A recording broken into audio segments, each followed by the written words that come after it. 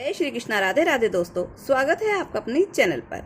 आज हम लेकर आए हैं जगन्नाथ जी की एक कथा। तो प्रेम से बोलो जगन्नाथ जी भगवान की जय हो।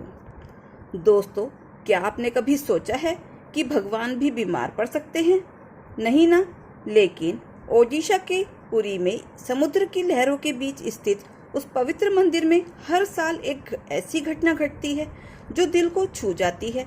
वहाँ के महाप्रभु जगन्नाथ, जो इस पूरे ब्रह्मांड के स्वामी हैं, हर साल अपनी रथ यात्रा से पहले 15 दिनों के लिए बीमार पड़ जाते हैं। जी हाँ, आपने सही सुना है। वही जगन्नाथ जी जिनके दर्शन मात्र से भक्तों के सभी कष्ट दूर हो जाते हैं, वे खुद बीमार हो जाते हैं। लेकिन यह कोई साधारण बीमारी नहीं होती। यह है उनके असीम प्रेम की कहानी। एक ऐसी कहानी जो हमें सिखाती है कि सच्चा प्रेम क्या होता है। आज हम आपके लिए एक नई प्रेरणादायक और अत्यंत ज्ञानवर्धक कथा लेकर आए हैं। भगवान जगन्नाथ, बलभद्र और सुभद्रा जी की कृपा आप सभी पर बनी रहे। ज्येष्ठ मास की पूर्णिमा, आकाश में चांद की शीतल चांदनी है और पुरी में भक्तों का अपार सैलाब दिखाई दे रहा है। यह दिन है स्नान पूर्णिमा का, जब भगवान जगन्नाथ अपने भाई बलभद्र और बहन सुभद्रा के साथ मंदिर से बाहर आते हैं। लेकिन यह कोई साधारण स्नान नहीं होता। 108 स्वर्ण कलशों में गंगा, यमुना, नर्मदा, गोदावरी और सिंधु जैसी पवित्र नदियों के जल से स्नान कराया जाता है।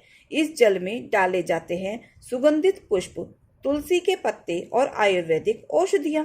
जब यह शीतल जल भगवान के कोमल शरीर पर गिरता है तो ऐसा लगता है जैसे पूरी प्रकृति उनकी सेवा में लग गई हो। हजारों भक्त मंत्रोच्चार करते हैं। किसी की आंखों से अश्रु बह रहे हैं, कोई भाव विभोर होकर नृत्य कर रहा है।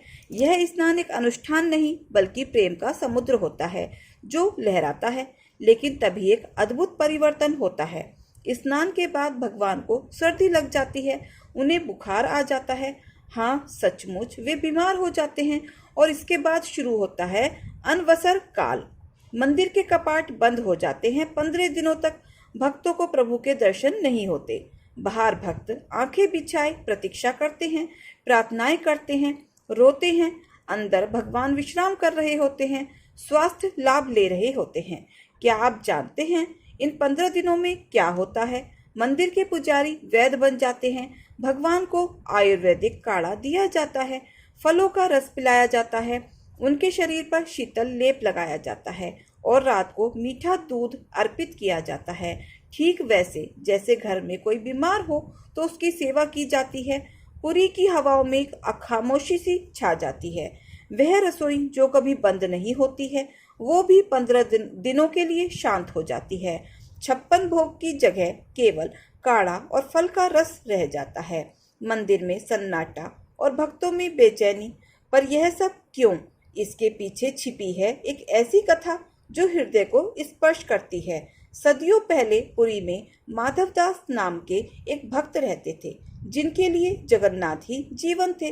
वे संसार में अकेले थे, न कोई पत्नी, न संतान, न संबंधी। बस एक ही रिश्ता था अपने प्रभु से। उनका हर दिन भगवान के दर्शन से शुरू होता था। वे घंटों मंदिर में बैठकर भजन करते, भगवान से बातें करते जैसे कोई अपने मित्र से करता है। और आश्चर्य की बात यह थी कि भगवान भी उनसे संवाद करते थे, हंसते थे, खेलते थे, शरारतें करते थे। माधवदास की खुशी का कोई ठिकाना न था। वे कहते, मेरे पास तो सब कुछ है, मेरे जगन्नाथ है ना, वे मेरी रक्षा करेंगे, मेरी सेवा करेंगे। और सचमुच भगवान की कृपा से उन्हें कभी किसी वस्तु की कोई कमी नहीं हुई। लेकिन एक दिन सब बदल गया। माधवदास को अचानक तेज बुखार आया, उल्टी दस्त शुरू हो गई। बुखार इतना तेज था कि वे बिस्तर से उठ नहीं पा रहे थे। पसीने से लथपथ निर्बल शरीर, भोजन से विरक्ति, सब कुछ अस्त व्यस्त। दिन बीतते गए पर राहत नहीं मिली। वे इतने कमजोर हो गए कि स्वयं का ध्यान भी नहीं रख पा रहे थे। अकेले पड़े रहते और रोते हुए पुकारते, हे जगन्नाथ, हे प्रभु, कहाँ हो तुम? तुमने कहा था कि मेरी रक्षा करोगे। आज मैं इतना बीमार हूँ, कहाँ हो? लेकिन भगवान का नाम निशान कहीं नहीं था। माधवदास तड़पते रहे। कभी कभी तो वे बेहोश हो जाते। जब होश आता तो फिर भगवान को पुकारते, लेकिन कोई जवाब नहीं मिलता। 15 दिन बीत गए। माधवदास की हालत अब गंभीर हो चुकी थी। वे मृत्यु के करीब पहुंच गए थे। उनकी सांसें तेज चल रही थी, हाथ पांव ठंडे पड़ चुके थे। लगता था कि अब वे बच नहीं सकेंगे। 16वें दिन सुबह जब माधवदास की आंख खुली तो उन्होंने देखा कि उनके पास एक नौजवान बैठा है। सुंदर मुखमंडल, तेजस्वी आंखें और चेहरे पर करुणा की अनंत छाया। वह नौजवान माधवदास का माथा सहला रहा था। कौन हो तुम? माधवदास ने कमजोर आवाज में पूछा। मैं तुम्हारी सेवा करने आया हूँ, उस नौजवान ने मुस्कुराते हुए कहा। और फिर शुरू हुई वह सेवा जिसे देखकर देवता भी शर्मा जाएं। उस नौजवान ने माधवदास को पानी पिलाया, उनके गंदे कपड़े बदले, शरीर को साफ किया, दवा दी, रात दिन उनके पास बैठकर उनकी देखभाल की। धीरे धीरे माधवदास की तबीयत सुधरने लगी, बुखार कम होने लगा, वे थोड़ा खाने पीने लगे। उस नौजवान की सेवा इतनी निस्वार्थ थी कि माधवदास हैरान रह गए। तुम कौन हो भाई? तुम मेरी इतनी सेवा क्यों कर रहे हो? मैं तो तुम्हें जानता भी नहीं। नौजवान ने सिर्फ मुस्कुराकर कहा, सेवा करने के लिए क्या जानना जरूरी है? तुम बीमार हो, मैं स्वस्थ हूँ, बस यही काफी है। जब माधवदास पूरी तरह स्वस्थ हो गए तो उस नौजवान ने कहा, माधव अब मैं जा रहा हूँ। नहीं नहीं, तुम कहीं नहीं जाओगे। तुमने मेरी इतनी सेवा की है, मैं तुम्हें कैसे जाने दूं? मुझे जाना होगा माधव, लेकिन तुम परेशान मत हो, मैं हमेशा तुम्हारे साथ हूँ। और यह कहकर वह नौजवान अदृश्य हो गया। माधवदास हैरान रह गए। यह क्या हुआ? वह कौन था? उसी रात माधवदास को सपने में भगवान जगन्नाथ ने दर्शन दिए। वही मुस्कान, वही करुणा भरी आंखें। माधव, पहचाना मुझे? माधवदास की आंखों में आंसू बहने लगे। प्रभु, वह नौजवान, वह तुम थे? हाँ माधव, मैं ही था। तुम्हारी सेवा करने के लिए मैं स्वयं आया था। लेकिन प्रभु, आप तो भगवान हैं, आपने मेरी सेवा क्यों की? मैं तो आपका दास हूँ। भगवान जगन्नाथ की आंखों में आंसू आ गए। माधव, जब मेरा भक्त कष्ट में होता है तो मुझसे रहा नहीं जाता है। तुम्हारी पीड़ा मैं सह नहीं सकता था, इसीलिए मैं आया था। लेकिन प्रभु, अगर आप चाहते तो मेरा रोग तुरंत ठीक कर सकते थे। आपको मेरी सेवा करने की क्या जरूरत थी? भगवान ने गहरी सांस ली। माधव, प्रारब्ध के फल को भोगना ही पड़ता है। मैं चाहता तो तुम्हारा रोग मिटा सकता था, लेकिन फिर तुम्हें यह कष्ट किसी और जन्म में भोगना पड़ता। और मैं नहीं चाहता कि मेरा भक्त एक जन्म में भी कष्ट उठाए। तो फिर प्रभु, इसीलिए मैंने तुम्हारे कष्ट को बांटा। तुम्हारी सेवा करके मैंने तुम्हारे प्रारब्ध को हल्का किया, लेकिन फिर भी तुम्हारी बीमारी के 15 दिन बाकी हैं। माधवदास रो पड़े। प्रभु, मैं उन 15 दिनों को भी सह लूंगा। आपने इतना किया है मेरे लिए। नहीं माधव, मैं नहीं चाहता कि तुम एक दिन भी और कष्ट सहो। तुम्हारी बाकी बीमारी मैं अपने ऊपर ले लेता हूँ। नहीं प्रभु, यह कैसे हो सकता है? आप भगवान हैं। माधव, प्रेम के आगे भगवान होना या इंसान होना कुछ मायने नहीं रखता है। तुम मेरे प्रिय हो, तुम्हारा कष्ट मैं सह नहीं सकता। और भगवान जगन्नाथ ने माधवदास की बाकी 15 दिनों की बीमारी अपने ऊपर ले ली। उसी दिन से यह परंपरा शुरू हुई। हर साल ज्येष्ठ पूर्णिमा को जब भगवान का स्नान होता है तो वे बीमार पड़ जाते हैं। 15 दिन तक वे अपने भक्तों के कष्टों को अपने ऊपर लेते हैं। यह कोई काल्पनिक कहानी नहीं है, यह सत्य है। आज भी पुरी में यही होता है। स्नान के बाद भगवान को सर्दी बुखार हो जाता है। मंदिर के कपाट बंद हो जाते हैं। वैद्य आकर भगवान की जांच करते हैं, उन्हें दवा दी जाती है, काढ़ा पिलाया जाता है। 15 दिन बाद जब वे ठीक हो जाते हैं तो नेत्र उत्सव मनाया जाता है। भगवान की आंखें खुलती हैं, वे फिर से अपने भक्तों को दर्शन देते हैं और फिर शुरू होती है भव्य रथ यात्रा। आज जब हम इस कहानी को सुनते हैं तो कई सवाल मन में आते हैं। क्या सच में भगवान बीमार पड़ सकते हैं? क्या वे दर्द महसूस कर सकते हैं? जी हाँ, वे कर सकते हैं, क्योंकि प्रेम के आगे कुछ भी असंभव नहीं। जब आप किसी से सच्चा प्रेम करते हैं तो उसका दुख आपका दुख भी बन जाता है, उसकी खुशी आपकी खुशी बन जाती है। भगवान जगन्नाथ हर साल अपने भक्तों को यह संदेश देते हैं कि वे हमारे कष्टों को समझते हैं, वे हमारे दुख में हमारे साथ हैं। जब हम बीमार पड़ते हैं तो वे भी बीमार पड़ जाते हैं। जब हम दुखी होते हैं तो वे भी दुखी होते हैं। यह है उनका अनंत प्रेम, यह है उनकी असीम करुणा। इन 15 दिनों में पुरी के मंदिर में क्या होता है, यह जानना भी दिलचस्प है। सुबह जल्दी वैद्य आते हैं, भगवान की नाड़ी देखते हैं, बुखार चेक करते हैं, फिर उन्हें विशेष काढ़ा तैयार किया जाता है। उन्हें तुलसी, अदरक, काली मिर्च, हल्दी और अन्य जड़ी बूटियों से दोपहर में उन्हें फलों का रस दिया जाता है, आम का रस, मौसमी का रस या फिर नारियल पानी। शाम को उनके माथे पर शीतल लेप लगाया जाता है, चंदन, कपूर और गुलाब जल से। रात को सोने से पहले उन्हें मीठा दूध पिलाया जाता है। दूध में केसर, इलायची और मिश्री मिलाई जाती है। पुजारी उनकी सेवा इस तरह करते हैं जैसे कोई माँ अपने बीमार बच्चे की सेवा करती है। जब बार बार जाकर देखते हैं कि भगवान कैसे हैं, उनकी सांस ठीक चल रही है या नहीं, उन्हें कोई तकलीफ तो नहीं हो रही है। इन 15 दिनों में पुरी में एक अजीब सा माहौल रहता है। हजारों भक्त मंदिर के बाहर इकट्ठे होते हैं।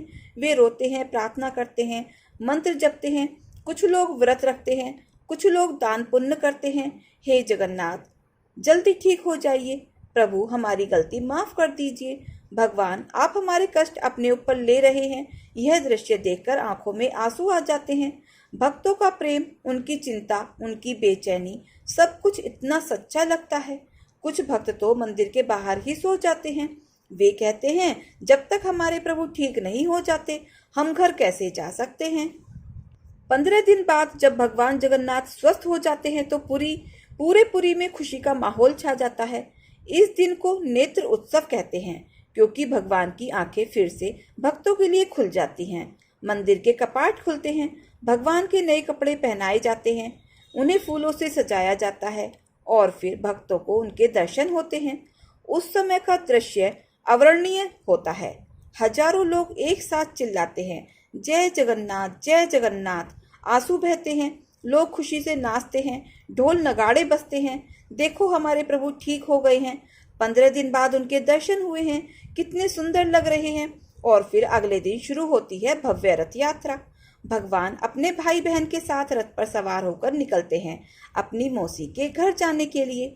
आज के जमाने में भी यह परंपरा बिल्कुल वैसी ही निभाई जाती है जैसी सदियों से चली आ रही है। आधुनिक डॉक्टर भी भगवान को देखने आते हैं। वे कहते हैं कि वास्तव में मूर्ति के तापमान में बदलाव होता है, उनके चेहरे पर थकान दिखाई देती है। यह कैसे संभव है? विज्ञान के पास इसका कोई जवाब नहीं, लेकिन श्रद्धा और विश्वास के पास जवाब है, प्रेम के पास जवाब है। भगवान जगन्नाथ का यह अनुष्ठान हमें सिखाता है कि सच्चा प्रेम स्वार्थ रहित होता है। जब आप किसी से सच्चा प्रेम करते हैं तो आप उसके लिए कुछ भी कर सकते हैं, यहाँ तक कि अपना सुख चैन भी त्याग सकते हैं। इस कहानी का सबसे बड़ा संदेश यह है कि भगवान हमसे कितना प्रेम करते हैं और सेवा का मतलब क्या होता है। माधव दास की सेवा करके भगवान ने दिखाया कि सच्ची सेवा निस्वार्थ होती है, उसमें कोई अपेक्षा नहीं होती। और यह सबसे बड़ी बात है कि यह कहानी हमें बताती है कि हमारे कष्ट व्यर्थ नहीं जाते। भगवान हमारे हर दुख को देखते हैं, समझते हैं और उसे अपने ऊपर ले लेते हैं। आज जब हमारे जीवन में कष्ट आते हैं तो हमें याद रखना चाहिए कि हमारे जगन्नाथ भी हमारे साथ हैं। वे हमारे दुख में हमारे साथ दुखी होते हैं, हमारी पीड़ा को अपने ऊपर ले लेते हैं। वे हमारे कष्टों को भूले नहीं हैं। वे आज भी उसी तरह हमारी चिंता करते हैं जैसे माधव दास की करते थे। यही है जगन्नाथ जी का प्रेम, यही है उनकी करुणा, यही है उनका वादा जो वे आज तक निभा रहे हैं। जैसे उन्होंने माधव दास के लिए अपना स्वर्गीय सुख त्याग दिया था, वैसे ही आपके लिए भी कुछ भी करने को तैयार हैं। बस आपकी सच्ची श्रद्धा होनी चाहिए, आपका प्रेम निस्वार्थ होना चाहिए। आज भी जब स्नान पूर्णिमा का दिन आता है तो पुरी में एक अजीब सी रहस्य घटित होता है।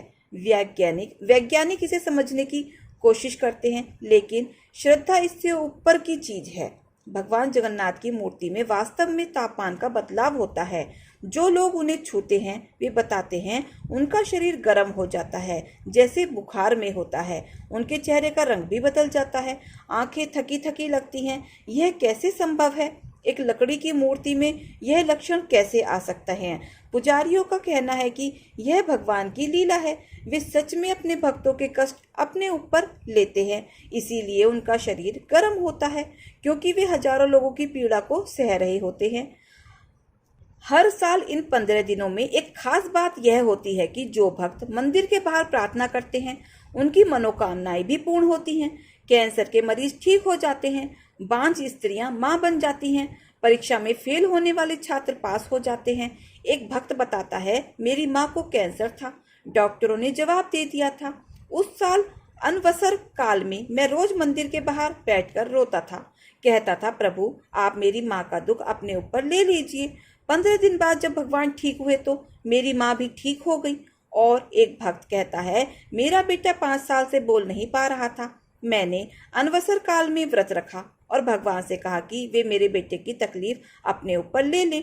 नेत्र उत्सव के दिन जब मंदिर के कपाट खुले तो मेरे बेटे ने पहली बार जय जगन्नाथ कहा।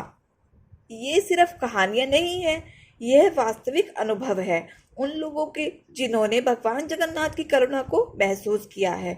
इन 15 दिनों में पुरी का पूरा माहौल ही बदल जाता है। यहाँ के स्थानीय लोग बताते हैं कि हवा में एक अजीब सी शांति छा जाती है, समुद्र की लहरें भी धीमी हो जाती हैं।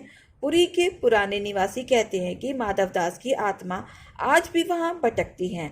वे कहते हैं कि अनवसर काल के दिनों में एक बुजुर्ग व्यक्ति मंदिर के आसपास दिखाई देता है। वह भगवान के लिए रोता है, उनकी चिंता करता है। यह माधवदास की आत्मा है जो आज भी अपने प्रभु की सेवा कर रहा है। जब भगवान बीमार पड़ते हैं तो वह उनके पास आता है। यह सुनकर रोंगटे खड़े हो जाते हैं। प्रेम इतना गहरा हो सकता है कि मृत्यु के बाद भी वह समाप्त न हो। एक पुजारी बताता है, मैंने कई बार देखा है, रात के समय जब हम भगवान की सेवा करते हैं तो लगता है जैसे कोई और भी है वहां पर, कोई और भी भगवान का माथा सहला रहा है। 15 दिन बाद जब भगवान ठीक हो जाते हैं तो पूरे संसार में खुशी छा जाती है। रथ यात्रा का दिन आता है। 3 विशाल रथ तैयार किए जाते हैं भगवान जगन्नाथ, बलभद्र जी और सुभद्रा जी के लिए।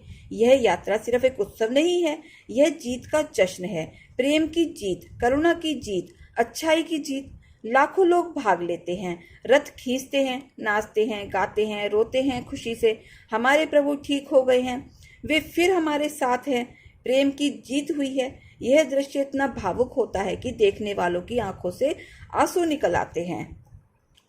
रथ यात्रा में भगवान जाते हैं गुंडीचा मंदिर। यह उनकी मौसी का घर माना जाता है। यहाँ की कहानी भी दिलचस्प है। कहते हैं भगवान की मौसी गुंडीचा उनसे बहुत प्रेम करती थी। जब भगवान बीमार पड़ते तो वह बहुत परेशान हो जाती थी, रोती थी, प्रार्थना करती थी। एक बार उन्होंने भगवान से कहा, प्रभु आप हर साल बीमार क्यों पड़ते हैं? मुझसे आपकी बीमारी नहीं देखी जाती। भगवान मुस्कुराकर बोले, मौसी यह मेरे भक्तों के लिए है, लेकिन चिंता मत करो, जब मैं ठीक हो जाऊंगा तब तुम्हारे घर आऊंगा। तब से यह परंपरा है कि भगवान अपनी बीमारी के बाद मौसी के घर जाकर विश्राम करते हैं। वहां पर वे 9 दिन रहते हैं। मौसी उनकी सेवा करती हैं, उन्हें स्वादिष्ट भोजन कराती हैं। यह है रिश्तों का प्रेम, यह है पारिवारिक स्नेह। भगवान भी हमारी तरह रिश्ते नाते निभाते हैं। 9 दिन बाद भगवान जब वापस अपने मूल मंदिर लौटते हैं, इस यात्रा को बहुड़ा यात्रा कहते हैं। यह यात्रा भी उतनी ही भावुक होती है। भक्त कहते हैं, प्रभु अब आप घर वापस आ रहे हैं। वे अपने भक्तों के पास लौट रहे हैं, लेकिन इस यात्रा में एक दुख भी छुपा होता है।